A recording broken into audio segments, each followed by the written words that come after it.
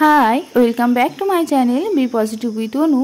তো আজ আমি তোমাদের দেখাবো যে বাড়িতে কিভাবে ব্রেড মালাই বানিয়ে নেবে এবং যেটা খেতে কিন্তু সুস্বাদু। তো তার জন্য প্রথমেই দেখো আমি গ্যাসের ওভেনটা অন করে নিয়েছি এবং একটা কড়াই চাপিয়ে দিয়েছি। এরপর এর মধ্যে ঢেলে নেব দুধ।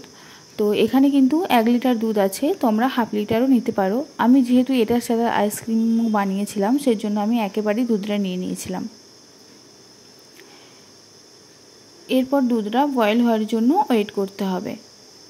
দুধটা দেখো ফুটে এসেছে এবং ফুটে গেলে একটু নেড়ে চেড়ে নিয়ে তারপর কিন্তু গ্যাসের ফ্লেমটা কমিয়ে দিতে হবে, নাহলে অফ করে দিতে হবে, কারণ দুধের সর ফেলতে হবে আর সেই সরটা আমাদের দরকার।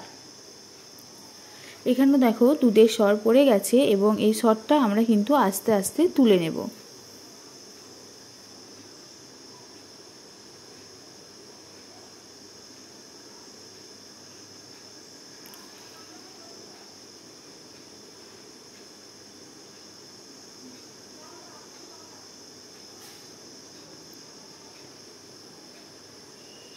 দেখতেই পাচ্ছ যে এখানে আমি একটা দুধ গুঁড়োর প্যাকেট নিয়ে নিয়েছি। আমি কিন্তু প্রত্যেকবার আমুলের দুধের প্যাকেটেই করি, তো এবারে দেখলাম হাজবেন্ড এই প্যাকেটটা এনেছে, তো চলো এটাতেই বানাই।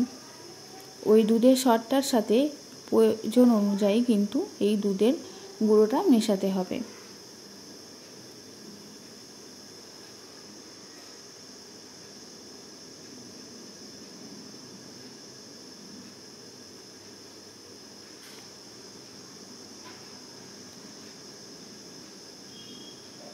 এখানে দেখো আমি যখন মেশাচ্ছি তখন বুঝতে পারলাম যে এটা একটু টাইট হয়ে গেছে, সেজন্য আমি আর একটু লিকুইড দুধ এটার সাথে মিক্সড করে নেব।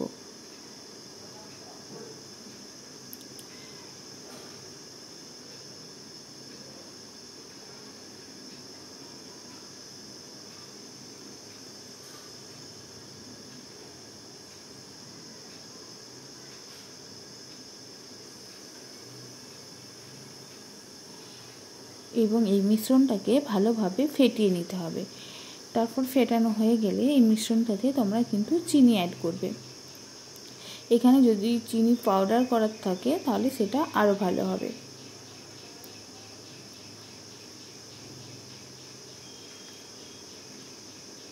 তো এই মিশ্রণটা কিন্তু এবার রেডি হয়ে গেছে। এরপর দেখো আমি এক প্যাকেট ব্রেড নিয়ে নিয়েছি। তোমরা কিন্তু অবশ্যই স্লাইড ব্রেড নেবে, যেগুলো স্লাইস করা থাকে। এরপর দেখো এই ব্রেডের উপরের যে অংশটা এটা কিন্তু নেবে না, এটা পোড়া পোড়া থাকে যেহেতু, বাকিগুলো নেবে এবং সাইডের যে পোড়া অংশগুলো আছে সেগুলো কিন্তু কেটে বাদ দিতে হবে।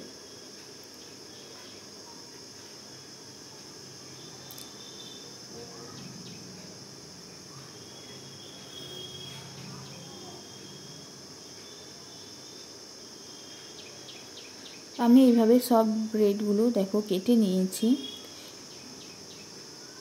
এরপর এই ব্রেডগুলোকে 4 ভাগে ভাগ করতে হবে।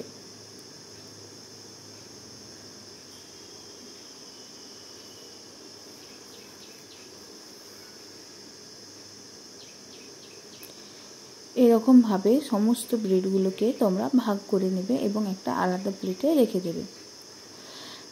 তারপর ভাগ করা হয়ে গেলে কিছু ড্রাই ফ্রুটস নিয়ে সেগুলোকে কুচি কুচি করে কেটে নিতে হবে। এখানে আমার কাছে পেস্তা ছিল না, সেই জন্য আমি শুধুমাত্র আমন্ড আর কাজুই নিয়েছিলাম।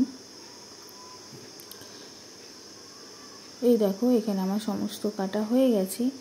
এরপর এগুলোর কিছুটা কিন্তু দুধেও দিতে হবে। তোমরা এখানে দেখতে পাচ্ছ দুধের মধ্যে কয়েকটা এলাচ ভাসছে।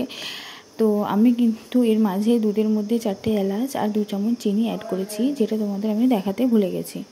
তোমরাও কিন্তু দুধটা ঘন হয়ে গেলে এই এলাচটা আর চিনিটা অ্যাড করে দেবে।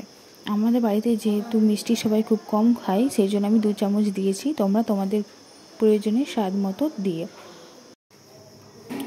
এরপর দেখো আমরা সর দিয়ে যে মিশ্রণটা তৈরি করে রেখেছিলাম সেই মিশ্রণটা কিন্তু পাউরুটির উপরে ভালোভাবে লাগিয়ে দিতে হবে এবং একটা পাউরুটির সাথে আর একটা পাউরুটিকে চিপকে দিতে হবে।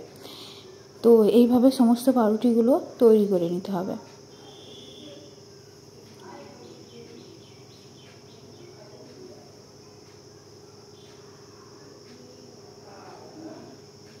দেখো আমার সব তৈরি করা হয়ে গেছে এবং আমি সাজিয়ে নিয়েছি। পর সাজানোর পর দুধটা ঘন হয়ে গেলে, এখানে যেহেতু আমার শুধুমাত্র দুধই আছে বা পাউডার দুধ অ্যাড করা আছে, সেই জন্য দুধটা অতটা ঘন লাগছে না। তো এইটাতে কিন্তু যদি কাস্টার্ড পাউডার দাও, দুধটা অনেক বেশি পুরু লাগবে, ঘন লাগবে, তো তখন ওটা আরও ভালো লাগে দেখতে। আর কাস্টার্ড পাউডারটা দিলে কালারটাও হলদে হলদে টাইপের আসে, তো দেখতে খুবই ভালো লাগে। কিন্তু খেতে কিন্তু একই, এটাতেও খেতে তোমার ভালোই লাগবে। তো এরপর একটু সাজিয়ে নিচ্ছি।